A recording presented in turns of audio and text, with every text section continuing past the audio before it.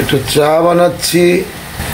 চাটা হতে হতে এদিকে কাপে চিনি দিয়ে দিচ্ছি। 3 চামচ চিনি দিয়ে দিলাম, জানি না হবে কিনা। এখন দেব দুধ।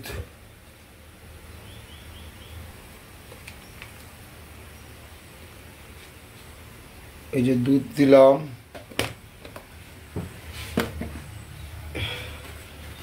তারপরে চিনিটা উপরে রেখে দিচ্ছি।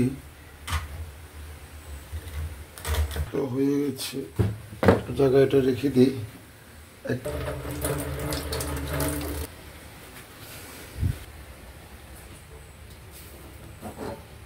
এবার চা পাতার পানি ঢালছি কাপে।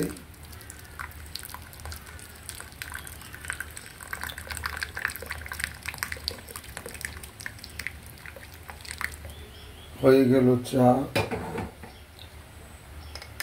কাউকে বিরক্ত কি দরকার, নিজের জিনিস নিজে করে খাবো। কাউকে বিরক্ত করাটা ঠিক হবে না আমি মনে করি।